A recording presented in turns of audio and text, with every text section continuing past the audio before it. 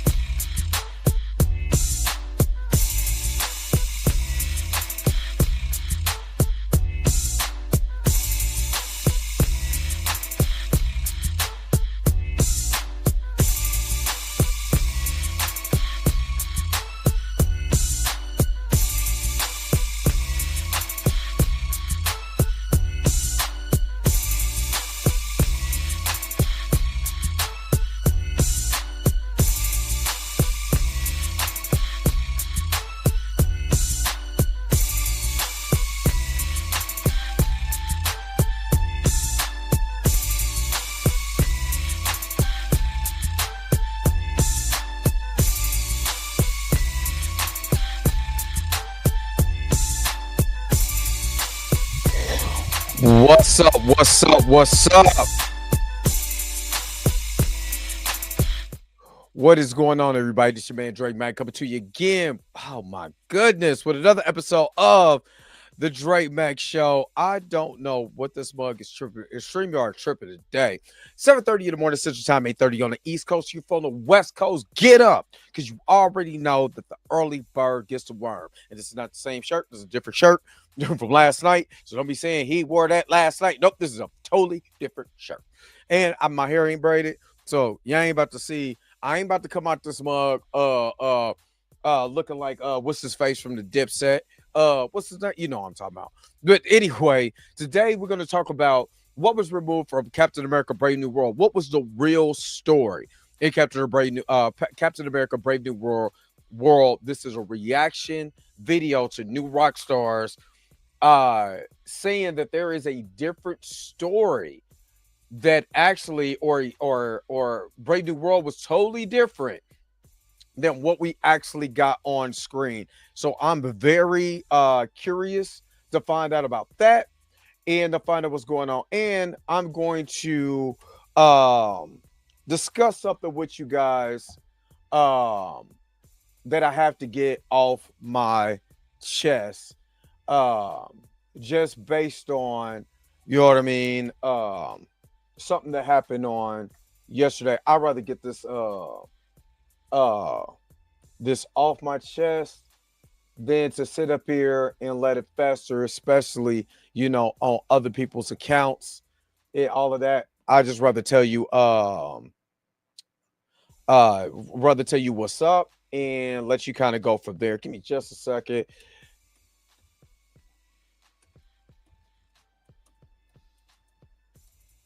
Hold on.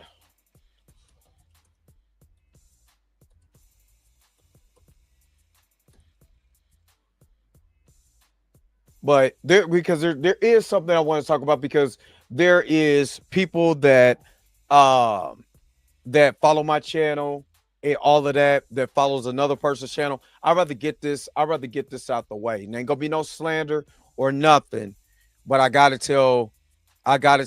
say what's up. So hope you guys are happy. Hope you guys are healthy. Shout out to my man Heavy Gant over at the Heavy Gant channel. You know what I mean? Doing big things, man. Dude almost at 40,000 subscribers, man. Proud of dude. what he doing over there. But you already know what it is. The real question is,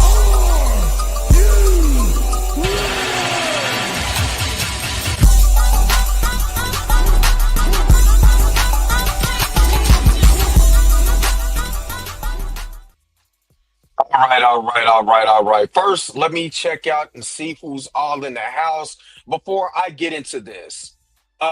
Toria Rain Reloaded, what's up? Good morning, good morning, good morning. Junior Network, good morning, good morning. Robin D, good morning, good morning. Tracy Woods, good morning, good morning, good morning. Xavier Phoenix, good morning, good morning, good morning, good morning. Brother Juma, good morning, good morning, good morning. Andre Ware's in the house. Good morning, good morning, good morning. Kiro Black, good morning, good morning. And Mikey D, what's up? Good morning, good morning, good morning. All right, let me get to this because I had a situation. Uh, I had a situation. Let's say what was this? 2023, was it or was it 2024? This is before we focused on the Jonathan Majors case. Um, the channel 2020, it was 2023 or whatever. Before we really got into the Jonathan Majors case, I've always been, pro recast T'Challa. You know what I mean? I've always been pro recast T'Challa because that's what it should be. Recast T'Challa. That's what we should be talking about, and all of that. And there's reasons why, of course, we got into the recast T'Challa, you know, uh, movement in the first place. Because for me, I did a video on recast T'Challa a long time ago. I wasn't even talking about matter of fact, I want to pull it. I want to pull it up because for me, I was talking about recast T'Challa a long time ago before I actually got into talking strictly on my channel. And these are for the people who actually follow me. You know, I was talking about recast T'Challa way back. This is 3 years ago, back in 2022. Marley Marl, what's up? What's good? So, this was, I mean, this is at my old apartment. This is how long ago this was. So this was 2020. Actually, this was 2021. So 2020, yeah, this was 2021 from this video. Because I'm looking at the apartment like, oh God, this is from my old apartment. So give me a second, so I can give you a guys a timeline of what I'm talking about, so you can kind of get where I'm coming from.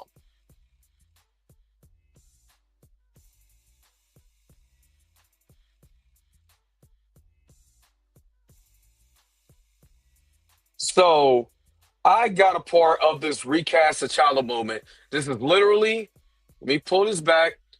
This was 3 years ago, actually, because this was April 19th, 2021. I wasn't even talking about comic books and none of that stuff back then. Actually, around this time, I was still talking about, I was really big on Clubhouse. So I was talking about like relationship stuff and all of that on Clubhouse on my channel, because that was the big thing that was on Clubhouse at that time, is talking about these relationships, different things like that, yada yada yada. Right?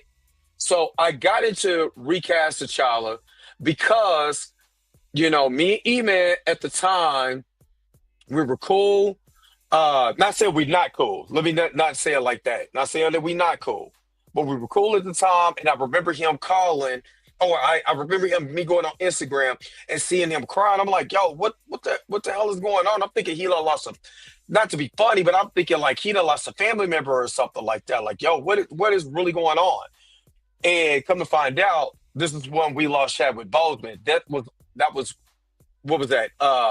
November of 2020.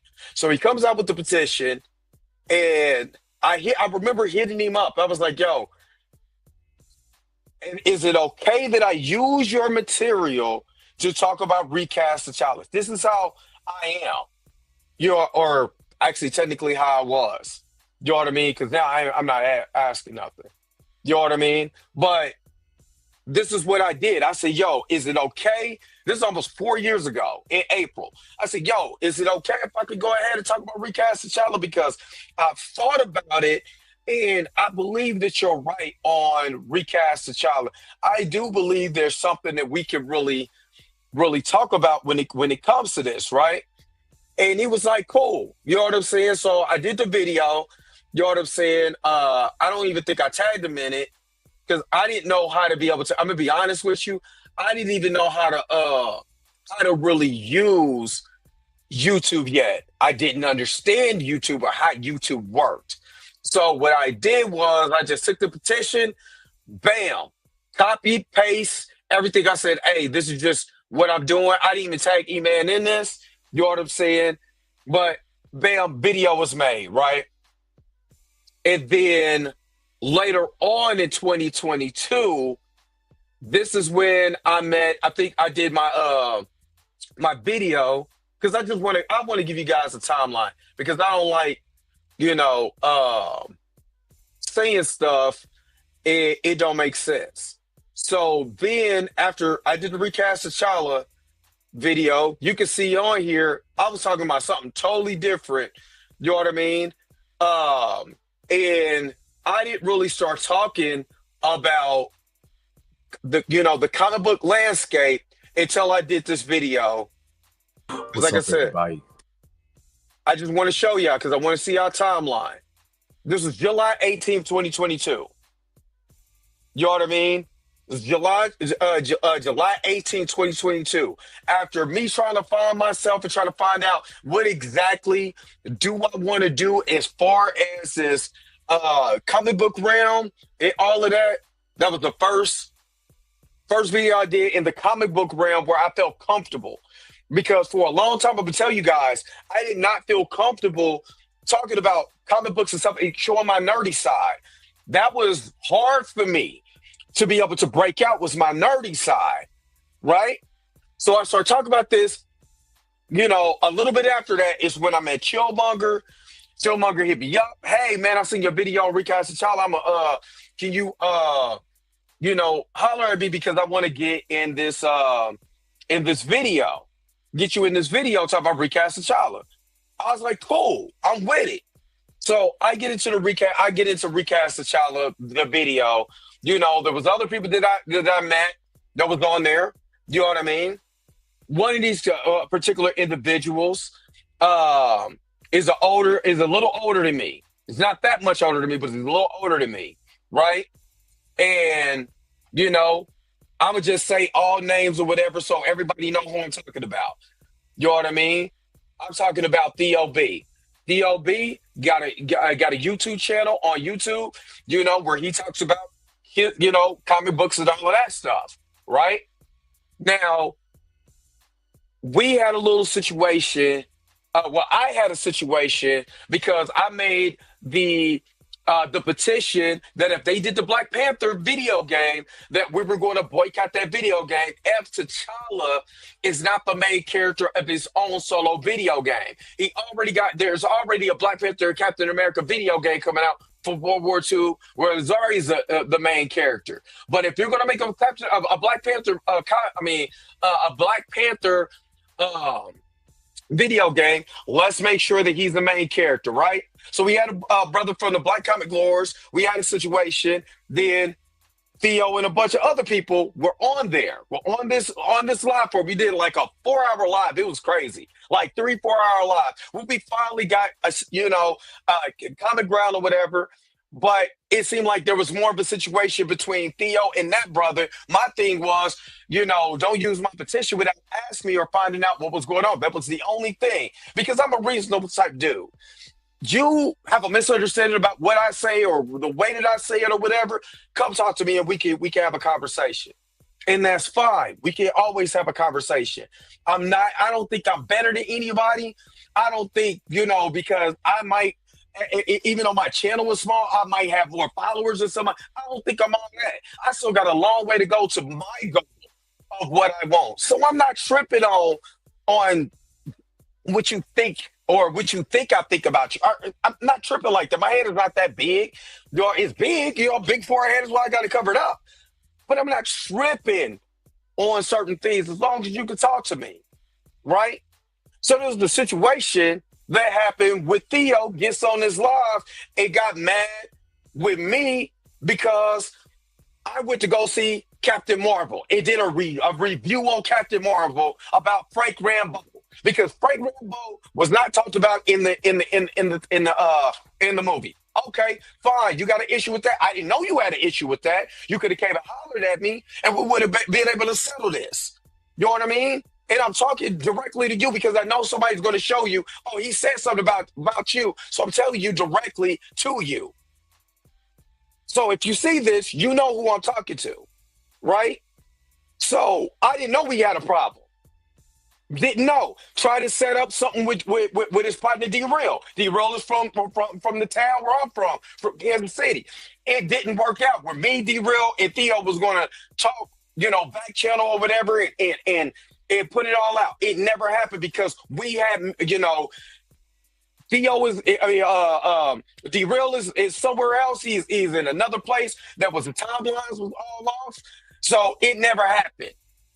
And then I see a live from Theo, talking crazy about me. I didn't think it was that deep. But obviously this was that deep. But I took it as a joke and made a joke video about it, my Frank video. If you can go to my timeline, you can see it. There's a video, a little short video. I was just trying to be funny where Frank Rambo calls me. You know what I mean? Because he was mad because I went to go see that movie. It was a joke because I didn't think it was that deep. He does his version. That was the end of it. I didn't say anything else about this dude. I didn't talk about this dude. It was other stuff going on. That was the end of it. So I get a notification that he's live and he's talking about me having this secret backhand meeting with E-Man and all of this. Dog, I don't want to be a part of none of your stuff.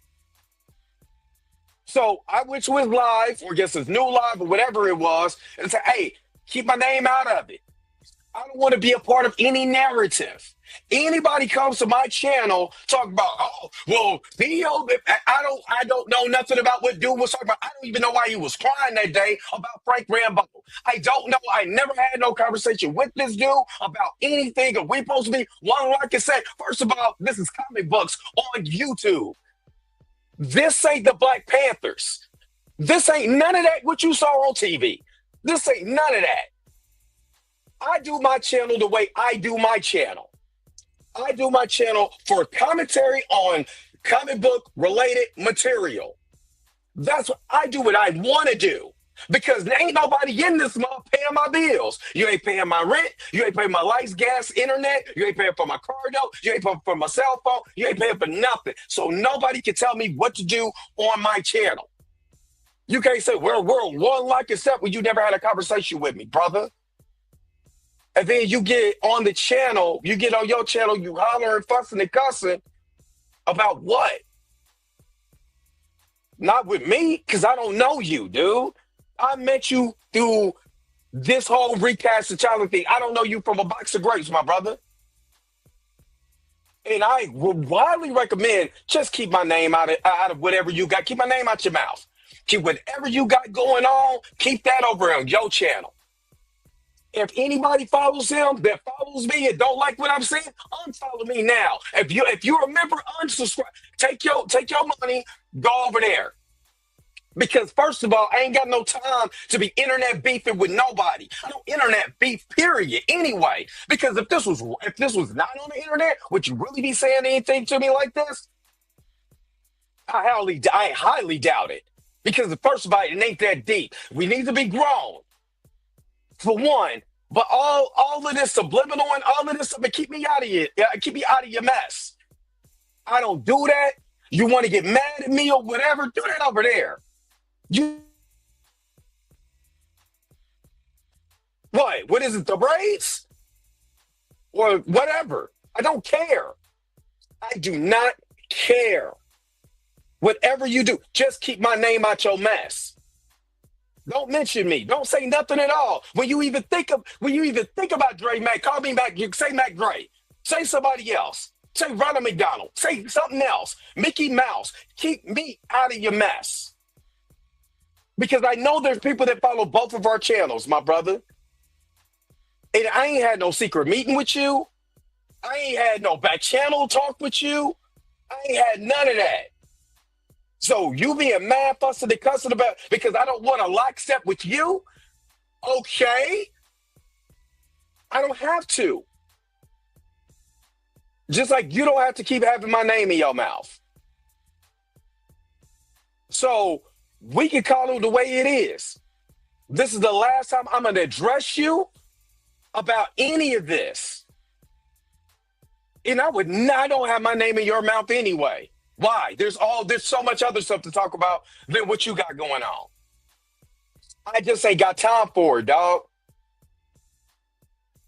But I don't do the internet beef. I don't do the YouTube beef. None of that. It's dumb. It's redundant. If you don't like me, you ain't got to watch me. If you don't like what I got to say or you don't like the way that I move, unsubscribe. Don't go to my channel. Don't do none of that.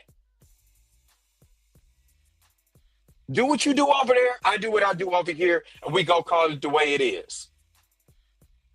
And that's all I got to say about that.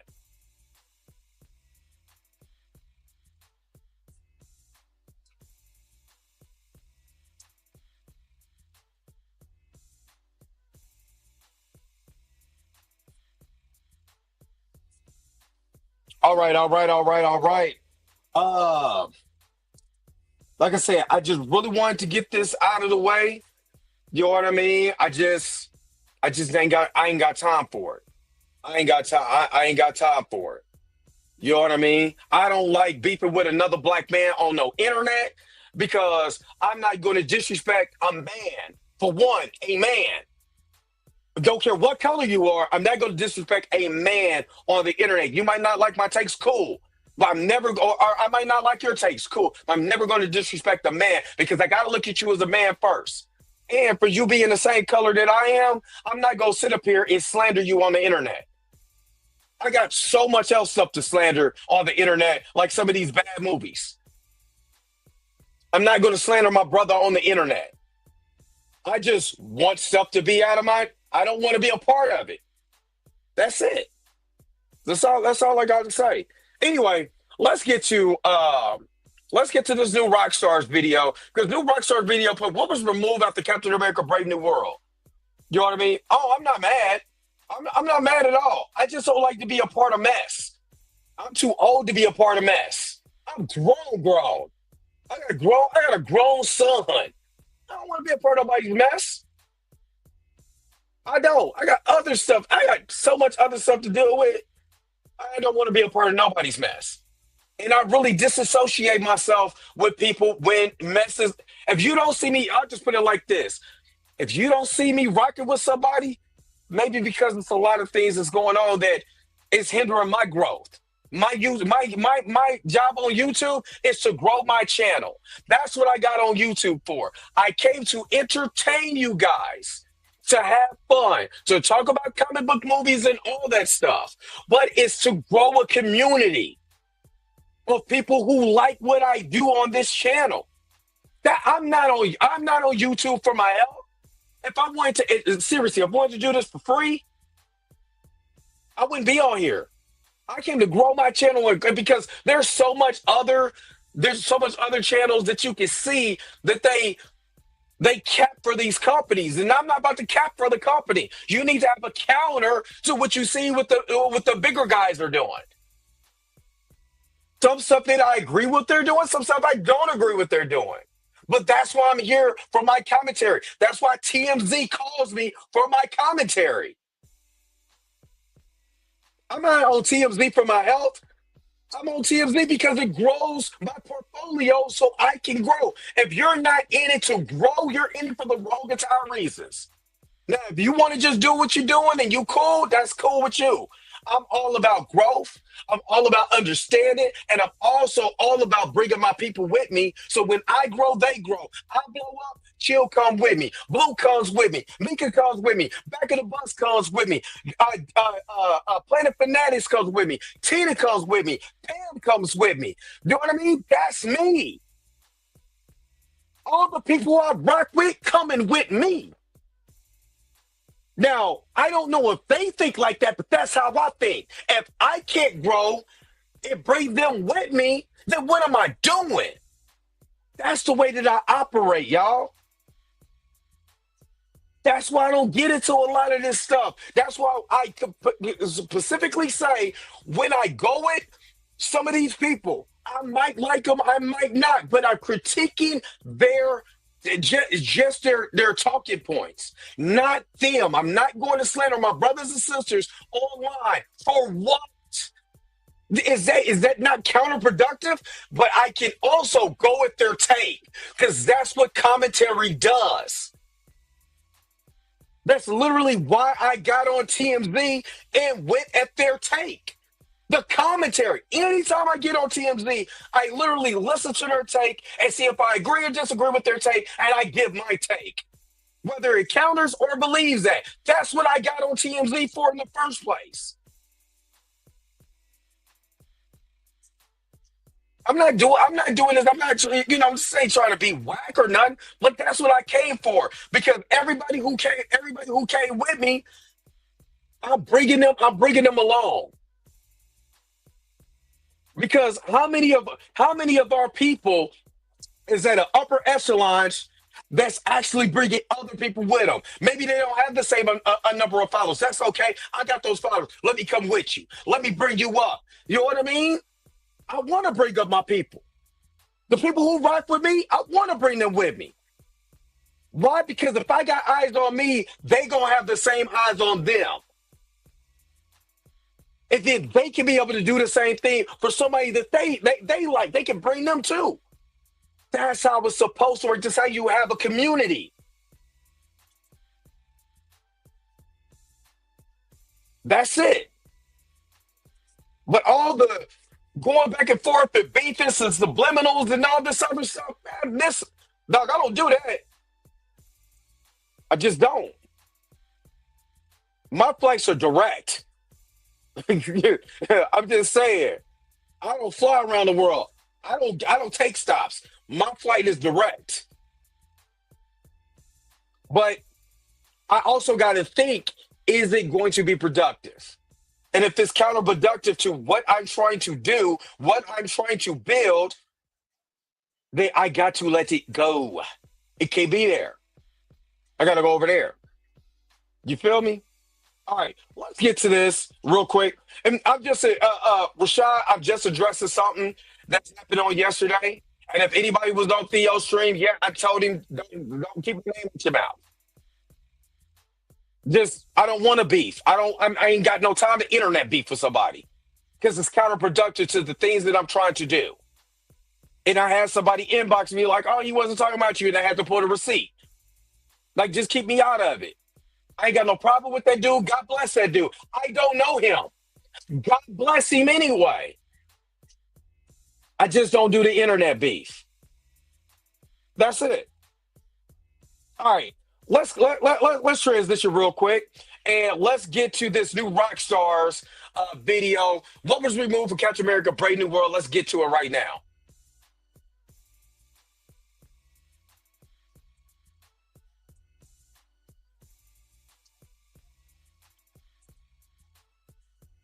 All right, let's get to this video. I haven't watched this yet. This is my first reaction to this. So I want to be able to talk about it, and let's go to it. I seen it yesterday. I didn't want to watch it. I wanted to watch it with you guys in real time. So, all right, let's go. And you said something is going on with the audio. Hold on real quick. Hold on. Wait a minute. Because my audio is I know what it is. It's been tripping. All right, this should be on my mic now. It was going through my AirPods. For some reason, it reset everything. So tell me, 1 2 1 2 1 2. Does this sound better? Let me know. Okay, yeah, it was. It took me off of my mic and put it up here. All right, let's get to it. Let's get to it. Welcome back to New Rockstars. I'm Eric Voss, and Captain America Brave New World is a brave new movie, truly reconceived during the production and post-production process with reportedly extensive reshoots and even a retitle from original title New World Order to Brave New World. I went into what we think really happened with this process in another video, and now after seeing the film, I can honestly say... Did he just freeze? What the whole entire... Okay. I know it's snowing outside, so... That's probably what's going on, because it's snowing like crazy right now outside. So give me a second. Let me try to give this old internet a boost, or hopefully I don't lose y'all because the internet start going out.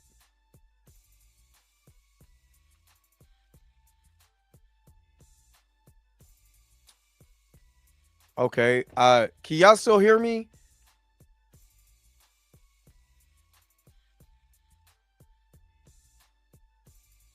What is going on? Okay, I'm still live, but I don't know. I think my internet is...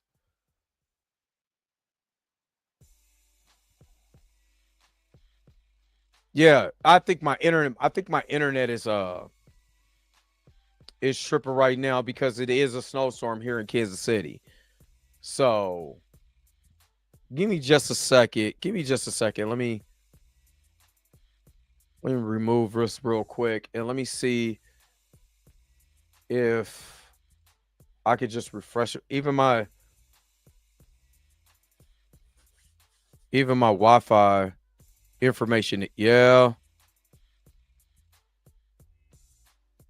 Yeah, something is going on.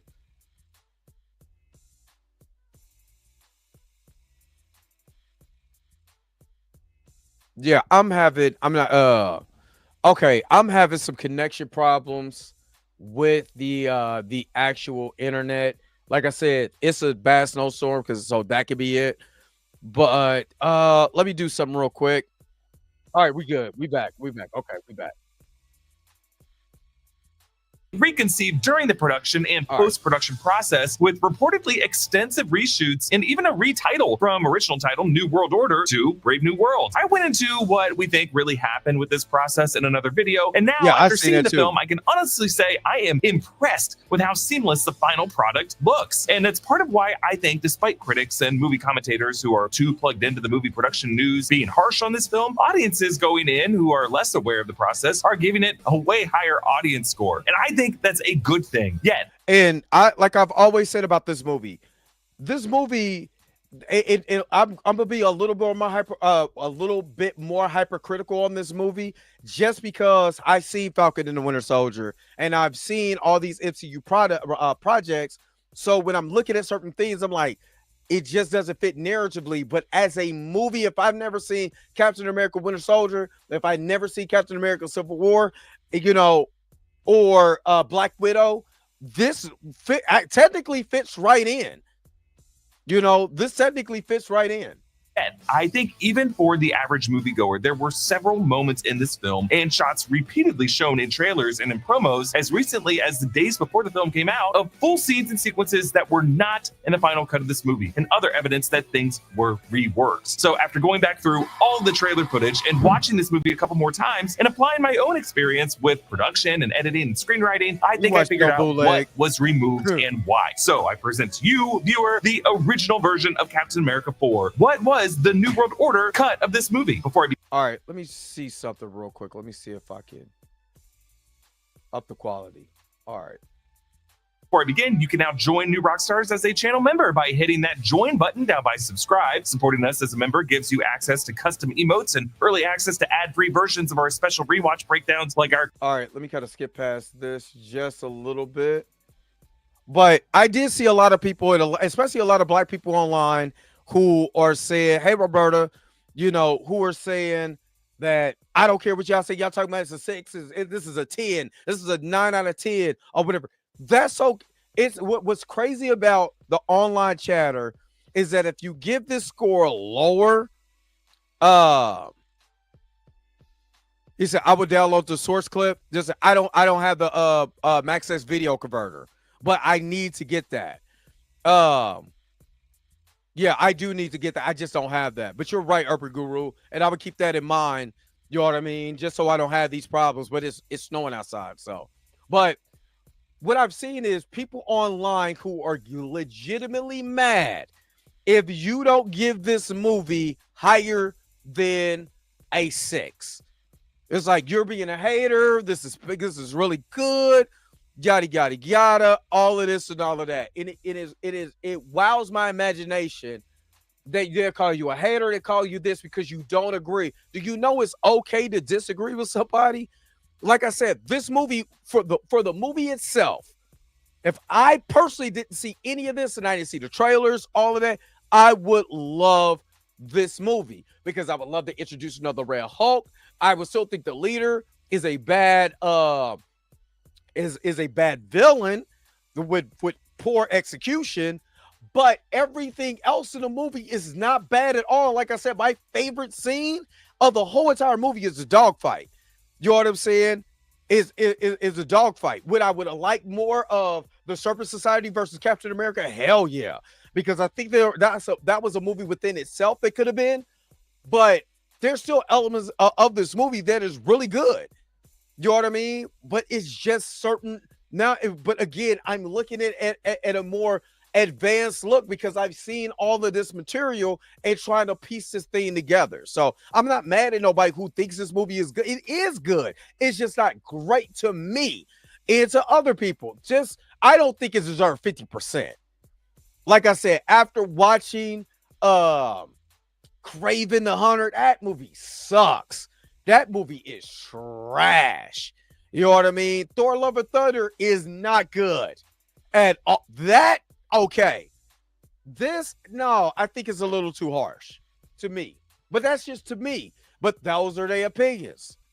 WWE star Seth Rollins as Sidewinder and Rosa Salazar as Diamondback from the Serpent Society, the sequence at the beginning of the movie, that in May 2024 were completely reshot with Giancarlo Esposito as Sidewinder. The creative team behind the film maintains that the total reshoots for this film amounted to no more than 22 days. But what they don't say is that 22 days is 3 weeks and 1 day. And the average shoot time of a major film like this is something like 8 weeks. So if you do the math there, that's like at least a third of the movie that could have been reworked here. And that's a lot of a movie. But there were reports of the reshoots for this movie being less expensive as the reshoots were for other movies. So because if you think about it, in that particular scene with Sidewinder and Captain America, you actually have it's a practical scene. It's just really a fight between them two and a car explosion. You know what I'm saying? I mean, it's a gunfight, you know what I'm saying, that leads to an explosion. That was all dope. I'm not gonna lie. That hit me like a ton of bricks when he came out. I was like, oh shit. Sorry, Roberta, but that's exactly what I said. I'm like, that's dope. You know what I mean? And then it was very quick. But the only problem that I have with that, you hire Giancarlo Esposito take over for Seth Rollins, and Giancarlo Esposito is wasted in this film. To me, he's wasted in this film. What's up, Dr. Carpia? What's going on? Hello, friend. You know what I mean? I think he was wasted. Justice Note was good. So I think he was wasted in this film. You know what I mean? Totally wasted. Oh, I think that tells us that the reshot sequences of this film were not big VFX sequences, but rather interior scenes with just actors on a specific soundstage. And now what I'm curious about after seeing the movie are the various shots from trailers that were shot for the movie that were included in trailers and other marketing starting in July 2024 after the reshoots were completed through the end of summer 2024, through fall 2024, and through the first 6 weeks of 2025.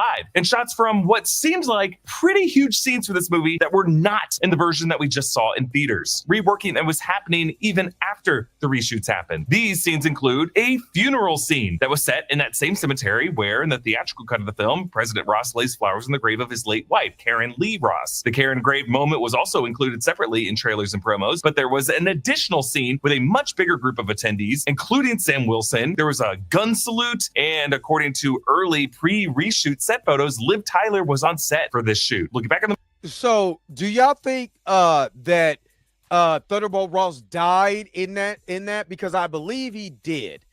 I believe Harrison Ford's character died and they decided to keep him in the movie. I don't know. What do you guys think happened?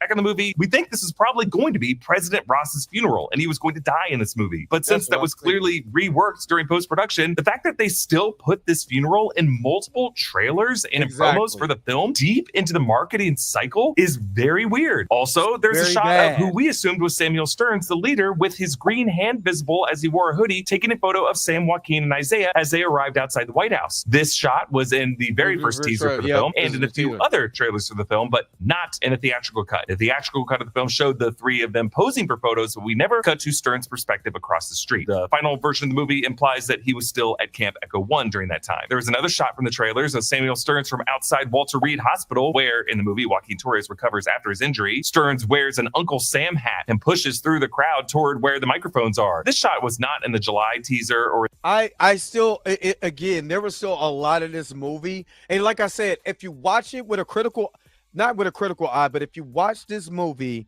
and you watch it from a movie perspective, like, you know, just like, you know, me and Mika G always talks about movies. You're right, D Sizzle. He never fails to disappoint me either. But with Nate, I mean, not Nate Moore, with the film, when you actually watch the film and you watch it as a film perspective, like me and Mika, you know, and Blue has always talked about doing, you know, short films. She's been in the film.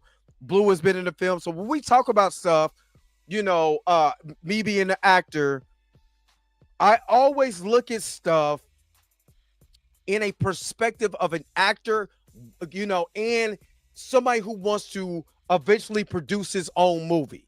I want to direct my own movie. I'm still going to try to do that this summer, God willing. So I look at edits and I look at, because I'm looking for research for myself. That's why I love movies so much. So when I watch this stuff and you watch the film and you see the trailer, and that's why I say I hate that I seen the trailers, because the things that was in the trailer I was looking for in the movie, like that didn't happen, that wasn't there. You become almost obsessed with how the movie process goes. That's why I look at edits. I was like, ugh. And that fight scene, them edits were nasty. But in this one, it was good. And this scene, the filmography is amazing. But in this one, you can tell it's a green screen. You're watching this because if you're really into this stuff, because you want to do it, you see it. So you can't help but point it out. And I think when he made that comment, I think Aggressively Relaxed said this earlier when he said, hold up. When he said New Rockstar, hold on, wait a minute. Because I'm going to get to it. Aggressively Relaxed said exactly what New Rockstar said, but I can't find the actual comment. Yeah. Said this guy saying people are too plugged into production news. You gotta, when you looking at how the product is made, and you're really hyper focused on that, because again, you want to do it yourself. Yo, you see it, and they put a rough cut in the trailer. They did, Tori. They put a rough cut in the trailer. So when you're looking at this, you're like, oh man, there's, and that's why I kept saying there is a really awesome movie there that I believe that they cut. You know what I mean? I believe that they cut, chopped, destroyed. And that sucks, because it sucks for Anthony Mackie and the characters of Captain America. Or in the November trailer, but in December 2024's special look, they added this shot. So this tells us that they were still reworking the leader scenes as late as December, just 2 months before the movie came out. Instead, the movie showed us Samuel Stearns turning himself in the Walter Reed courtyard, but the two men were alone. No other extras were in the background of the scene until the FBI arrives to arrest Samuel Stearns. And many have observed that the scene looks quite a bit like it might have been shot on a green. What did I say? I said, if they got to fix this when it comes to Disney Plus 4K when they drop it. There are scenes you can just tell this is on a soundstage. This is either in the volume, this is on a soundstage somewhere in Atlanta. It does not look good. When you look, especially if you've seen it in IMAX. Ew, buddy. You know what I mean? You see it on that big screen at IMAX, you like, but again, I literally, when I buy my movie tickets, I sit in the middle. First of all, I sit in the middle, I sit in the middle, in the middle row, in the middle seat, because I don't have my glasses. So that's the best way I could be able to see, you know what I'm saying, the whole entire thing. But you see it. And I don't try to be funny. It's just too visible not to see. Green screen slate, and it was followed by an awkward insert of the press in the White House Rose Garden suddenly getting this news alert of his arrest. This is not a hot take, but my favorite part of going out to eat is the food. I've never cleared time out of my calendar just to go to a restaurant and so. Once again, that's 50% off your first week. This might be me in a moment. I'm the link in the description and use code NRockstars50. Thanks to Cook Unity for sponsoring this video. Also in trailers were several scenes with Shira Haas as Ruth Bat Saraf. In the July teaser, there was a shot of her seated looking up at a hulking, trembling figure, suggesting I'm not even gonna hold you. I still like her. I don't care how little she is. You can't tell me that lady doesn't look like she bite. You can't tell me she don't look like she bit somebody when she was a kid. You can't tell me that. She actually looks like somebody who can actually fight. Like she like square up on you. Like, I'm sick of this, but square up. You know what I'm saying? Let's run that fade, big homie. Be like, wait a minute, what? Run what fade? That fade. Pop, pop. that she knew that President Ross had this Red Hulk condition. Also, there were several shots of Ruth during the Celestial Island aerial battle with Secret Service agent Taylor, one of them on the deck of an aircraft carrier that's on fire, and then two of them with their guns out together head down a quarter of a Navy vessel. Interesting to note, though, that the ship that they were on in the movie was the USS Milius, a destroyer, part of the carrier Group 5 of this movie. But in these trailer shots, they're on the deck of an aircraft carrier, which would be a completely different ship than the destroyer President Ross was on. I honestly believe that I told you she looks like a biter. Like, you know what I mean? Like, yeah, she do. I liked her in the movie, but she legitimately looks like she'll bite the dog shit out of you. I'm sorry. Roberta's in here. I'm sorry. But I don't think it, but Marley Moore, I don't think it might have been as bad as we think it is. I think they got scared of what that movie was. I for some reason, I just think that they tried to play it safe. Remember, I kept saying yesterday that I think that this is safe. I think they went too safe. I think there was a political thriller there that probably coincided with things that are going on in real life, and they got scared. Remember, if you think about this, this is after the presidential election. Just think about how they went to schedule this. I believe they changed. It's just something about this that makes me believe that they got scared because after the presidential election, who was in office, and there were probably too many coincidences or parallels that could have happened between the now president and when they did those reshoots. You know what I mean? That's just what I believe. I could be totally wrong. But it just seems like it's something the political part was missing. Even the banter about what me and Blue was talking about last night about a black man in the military, especially being Captain America. What would that look like in real life? I think there was something there. It was just... Also, we should note that when Ruth shows up with Sam and Joaquin on the USS Milius in the movie, you'll notice she's wearing some kind of blue armor under her coat that she doesn't wear at any other part of the movie. And she's very much put into the background of most of these Celestial Island battle scenes. So that really her character ends up having no narrative reason to accompany them on this mission and the way it plays out in the theatrical cut. And there's also this shot in trailers of Sam and Joaquin from a February 3rd promo where the two of them are in some outdoor market in a location completely unfamiliar to the rest of the film. Looks like another country outside of the United States, but in the movie, the only places they go to are in Mexico, and then in Baltimore, in the DC area, in the Indian Ocean, and back to DC. And at no point do they ever go out to a market anywhere. So I'm just kind of scratching my head where in the movie this would have come up. On top of this, when you watch the film, you could just tell some scenes were just shot and edited in a way that looks a bit out of place with the rest of the movie. There was the scene with the leader and Sam in the Walter Reed Hospital courtyard that I mentioned. There was also Sam's final speech to Red Hulk and the cherry where I was like, the green screen, okay, y'all can't tell me that that looks good. You can literally see the green screen in the, not literally see the green, but if you look at that, looks out of place. That doesn't look real.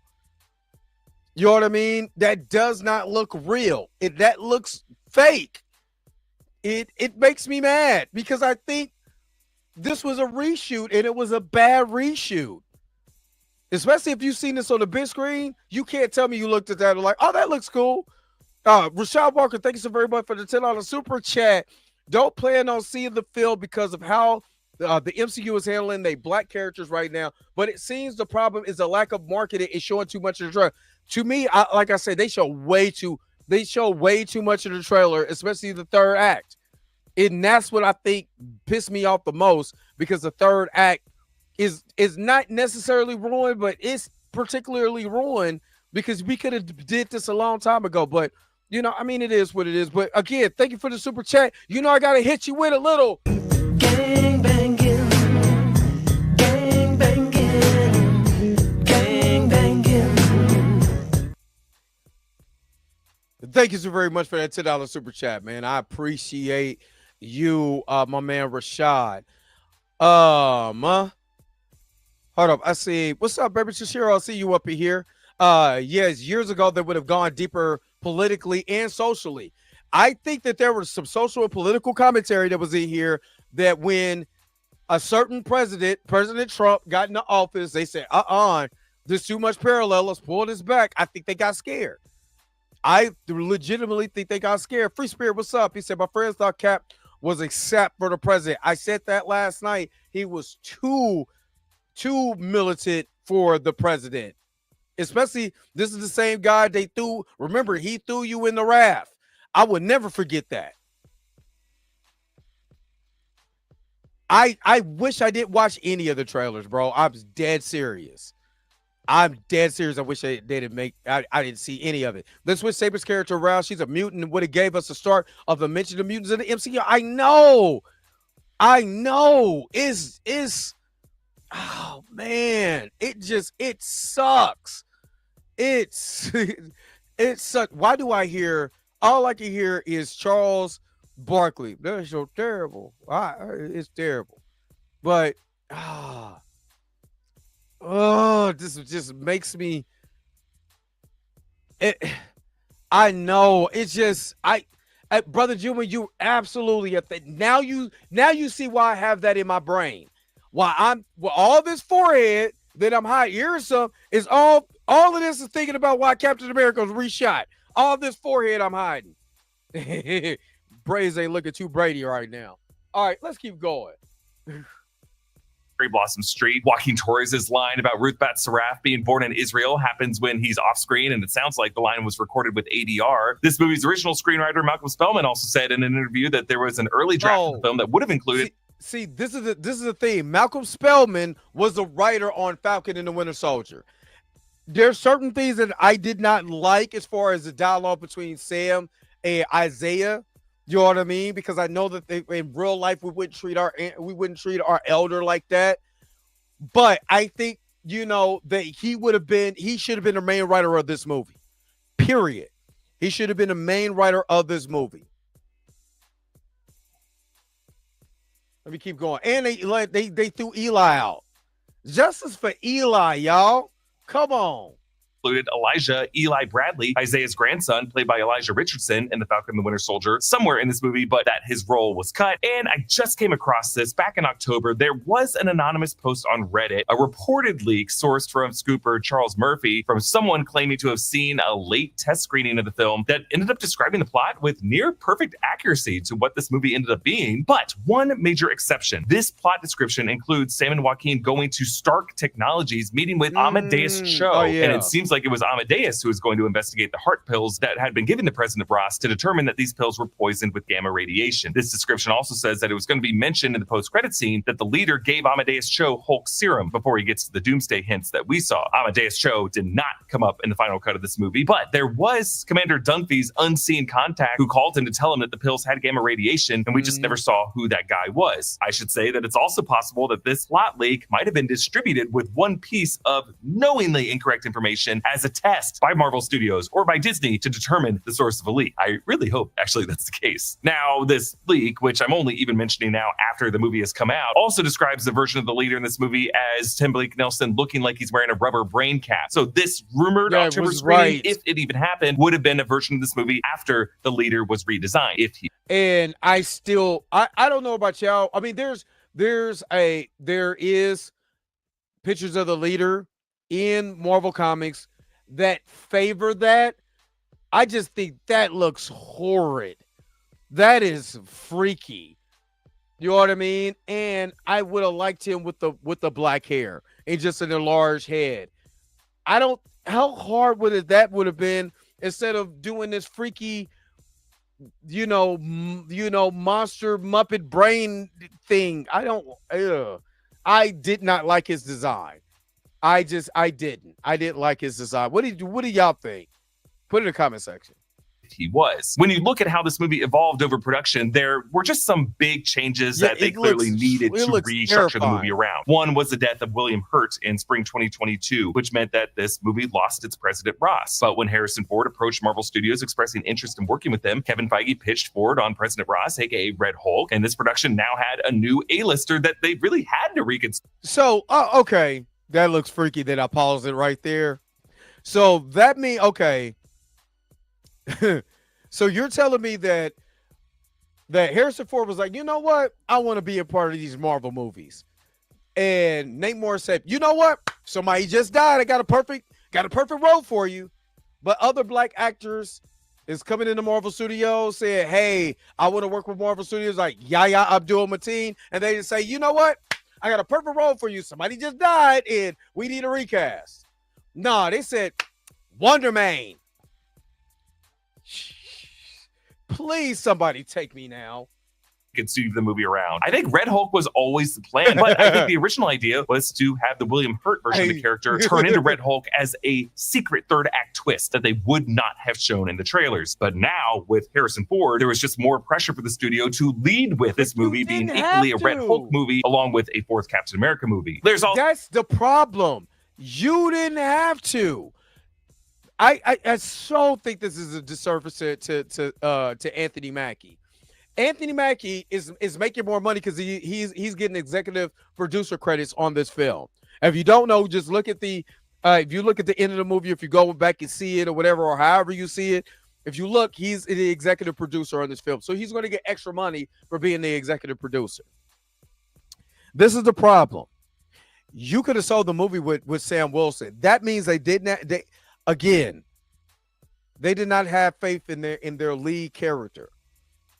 You have faith to see in Chris Evans, who, remember, before Chris Evans became Captain America, he was literally, I mean, he went from Johnny Storm to doing not another teen movie, he did a excellent film. I can't think of the name of the film before he became Captain America, but people wasn't sold about him being Captain America, but they still sold him in the trailer. It's just disheartening. I don't know about y'all. I feel really bad for Sam Wilson. That's why a piece of me would like, damn, I would buy a ticket to see this guy. Just so he could get my $1. Because it's not his fault.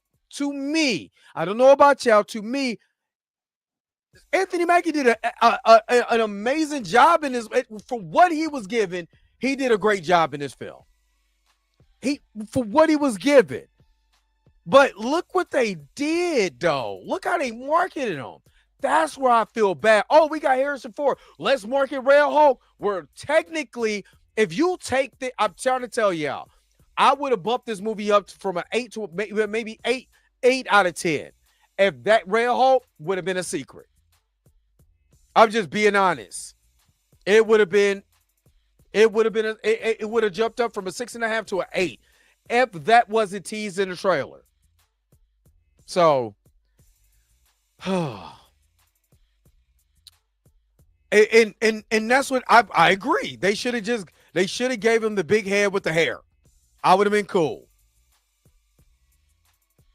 Rashad. I agree.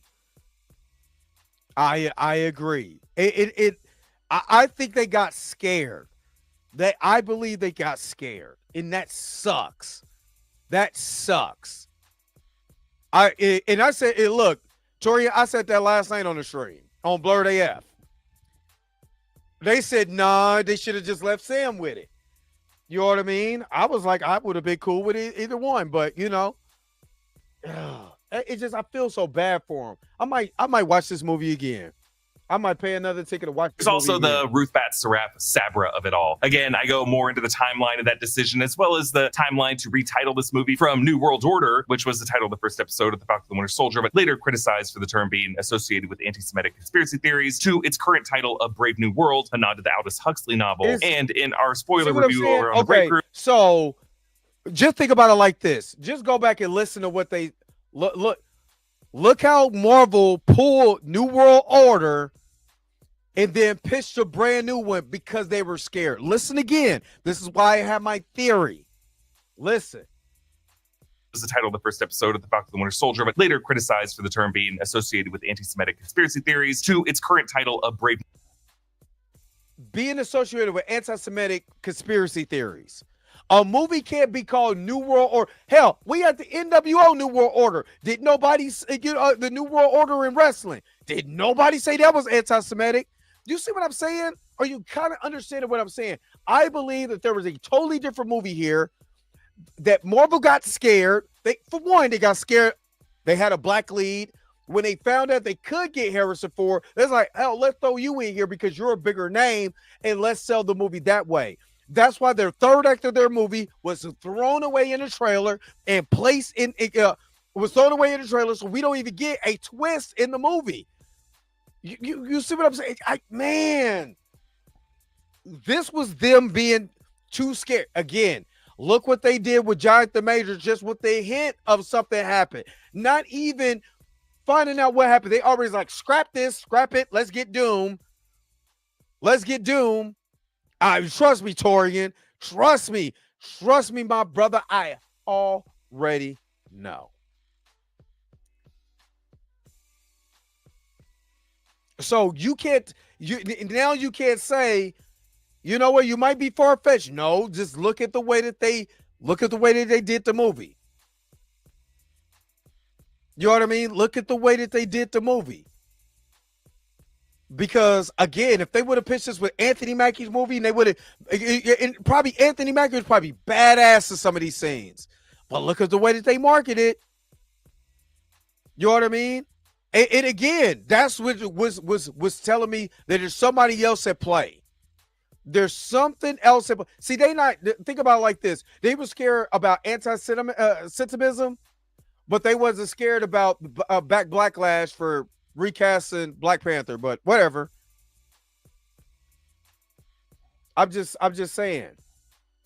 Brave New World, a nod to the Aldous Huxley novel. And in our spoiler review over on the break room, I go into a theory that I have that might have actually been the thing that led to executive producer Nate Moore's departure from the studio, to insert an Israeli mutant character in this movie without really thinking how the world would process that. The truth is, there is not one original version of this movie, but probably somewhere between 4 and 6 major stages of this movie, as it was in development and in production and in post. What kills me is that I want to go back to this comment that he makes.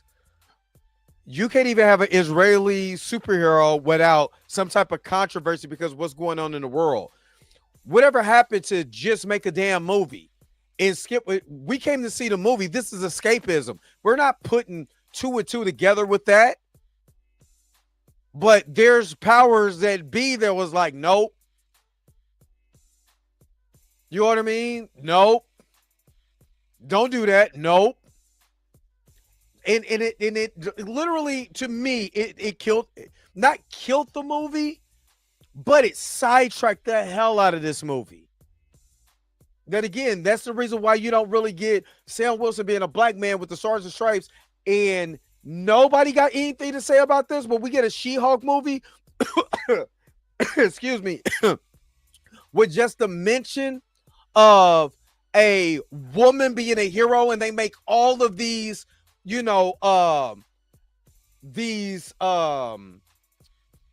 side conversations and all of that, and women's empowerment and how men are bad and women are this. Am I missing something? that might have actually been the thing that led to executive producer Nate Moore's departure from the studio to That insert an Israeli mutant character in this movie without really thinking how the world would process that. The truth what does that have to do? What is an Israeli superhero in a fictional fictional universe has to do with anything? What does that have to do with anything? What is the wrong? Oh my God, an Israeli super mutant is in here. I don't like that.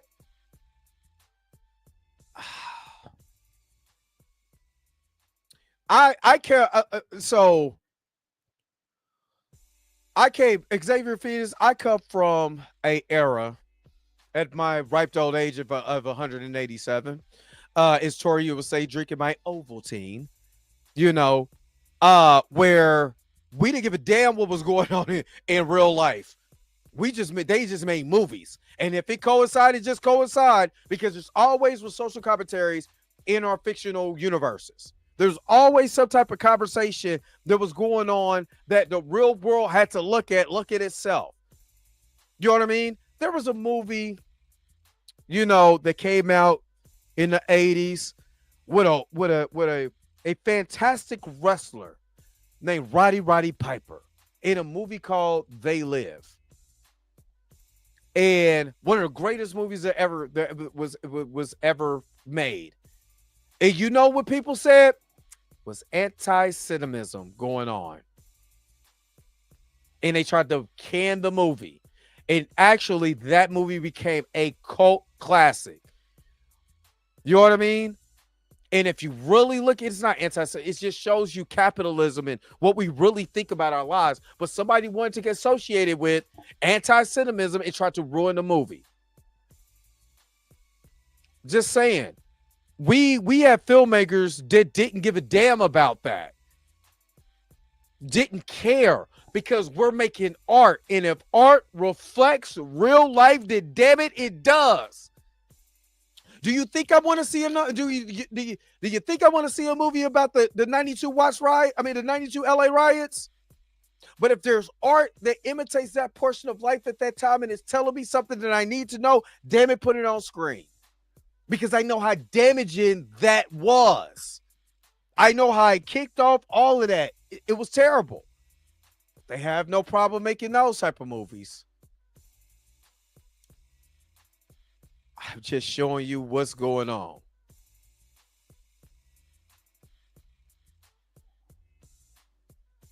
The truth is, there is not one original version of this movie, but probably somewhere between 4 and 6 major stages of this movie, as it was in development and in production and in post-production. But here is a breakdown of removed details that were a part of this movie at some point, but were removed. 1, Ruth Batsarap was going to be a bigger part of this movie. Probably not a Black Widow, but a more comic-accurate Israeli mutant superhero. Her mutant status, I think, was the reason Marvel Studios was eager to put her in the movie, and that's why adamantium was introduced in this movie. But to downplay Ruth's connections to Mossad and just briefly gloss over her Israeli background and to give her a new identity as a former Black Widow also probably meant erasing her status as a mutant. Next, Red Hulk was originally, I think, going to be a third act twist, and President Ross was going to die at the end of this movie. The reason why Sam looks green screened in during that speech to talk Red Hulk down, and what some people might have seen as just a forced in extra scene, calling back this very much injected cherry blossom memory after what was previously a pretty vicious battle that was pretty well choreographed with an explosive climactic ending. The original idea was for Ross to not survive that blast, but maybe they got some feedback at a test screening that people just didn't want to end the movie with Captain America killing the president of the United States, even if that wasn't the intention based off of Ross's past health issues. Now, what did I say?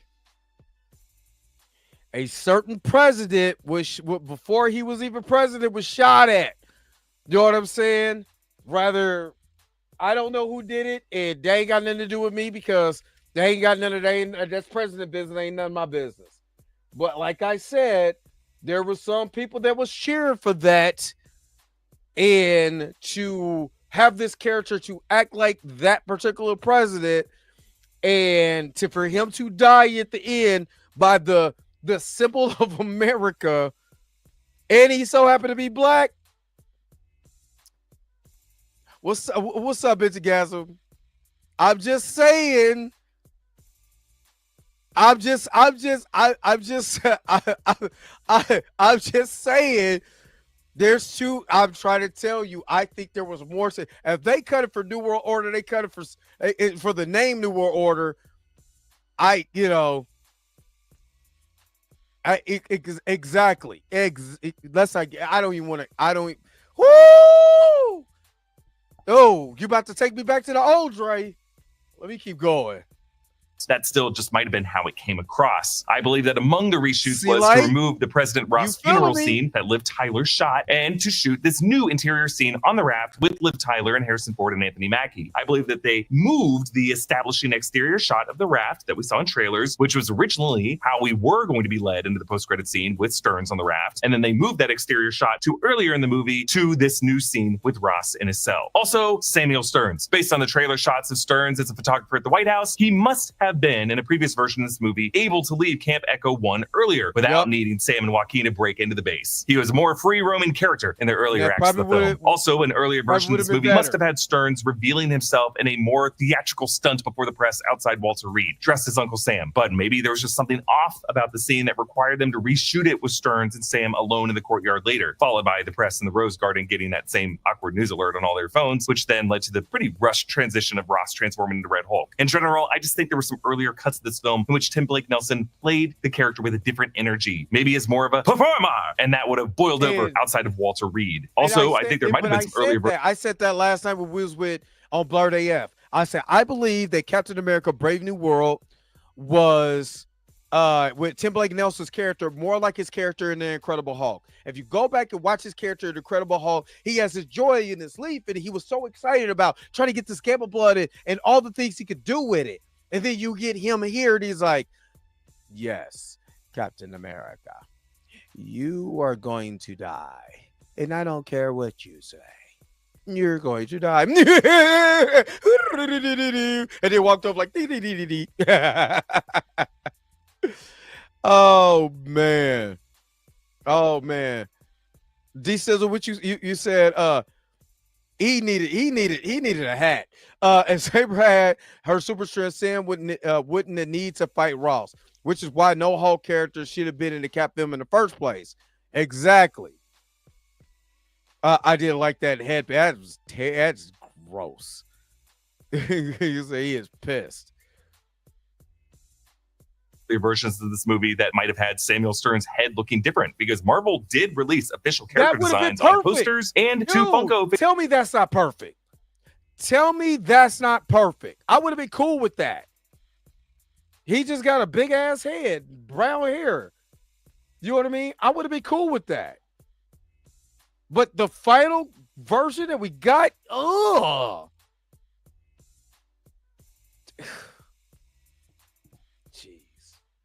figurines that did not include the lumpy brain texture, which tells us that at some point his head looked different. Finally, there were the old elements that we know about, a version of the Serpent Society where Seth Rollins played Seth Volker Sidewinder, which might have been changed just for like tonal issues with Rollins being a lesser experienced actor, something that he has gone into in interviews. Now, Vulture also posted a report in which a VFX artist claimed that they did VFX work for entire sequences on this movie that got cut using some colorful language to describe his working relationship with Marvel. Now, that same Vulture writer was also the writer who wrote the hit piece on Marvel's VFX after Quantumania, and I feel like he might have a bit of an axe to grind, and he might just know the same anonymous source who just loves shitting on Marvel to his buddy at Vulture. But we do know from just watching trailer footage alone that a lot was removed from this movie. Still, the fact that the version of this movie that we saw was as seamless as it was is just a testament to Julius Ona and editors Matthew Schmidt. And I have to give the brother his props.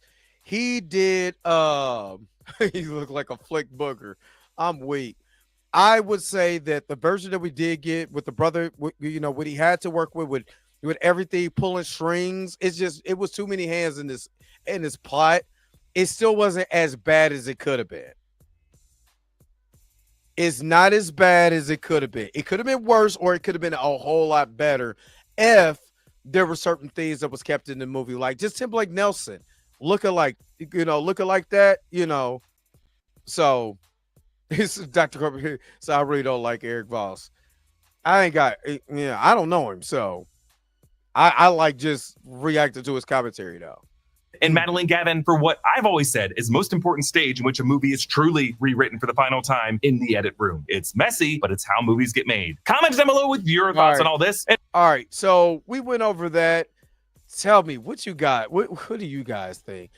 Like I said, I think that there was a better cut of this movie, and these people got terribly scared and said, flub it.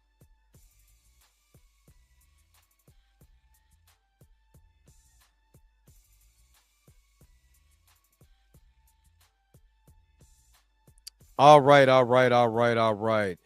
We went over a lot of things today. Matter of fact, he could have used my forehead. Look, I got a leader forehead. Look at this. Look at all this. Let it pull back some. You know what I mean? Big ass head. But I got a lot on my mind, though. You know what I mean? Oh, man. Anyway, what did you guys think about what was missing out of the trailer? Except Rollins in that, yeah. You know, you said, Tori, I don't think they got scared as much as the powers that shall not be named would have scrapped it altogether. It would have made for a damn good tell-all. Yeah, that's true. He said, Eric's original take on T'Challa was enough to make me stop watching him. I got you. I understand. I understand that completely. It was a lot of big channels that were saying the same thing. But like I said, when you are propagated by marketing, in the marketing, you're following along with the marketing, not what you actually believe. You're not thinking about it. That could do it. And I'm not mad at nobody who fool with them. I can't be mad at that. You know. But, you know, what do you guys think about the whole thing? Do you think there was a better movie there? You know what I'm saying? Let me know what you guys think, of course, in the comment section below. Yo, the sign is real simple, B. It says wrap it up. Wrap that shit up, B. Yeah, I done went a little longer than what I did because that opening part was so long, but I had to get my feelings out or whatever, you know what I mean? But thank you so very much for tuning in to another episode of the Drake Mack Show. You know, I always appreciate you guys. Don't forget to like, share, and subscribe. And don't forget to hit that bell notification so you can never, ever miss one of my videos again. Until next time, I'll holler at you guys later. Peace and vibe hard. Enjoy your Tuesday, y'all. Where is my outro at? Look, I gotta go. What? Now y'all want to come in, but I'm out. I gotta go. Where's the outro? I gotta go. Wait a minute. You're telling me the video's over? What? Huh. Okay, I guess so. If you have came to this portion of the video, thank you so very much for sticking to the end. Don't forget to like, share, and subscribe. Don't forget to hit that little bell notification so you never miss one of my videos. And if you really want to, you don't got to, go ahead and follow the social media links that's down below. Until next time, I'll let you guys later. Peace and vibe higher, y'all. Y'all take care of yourself.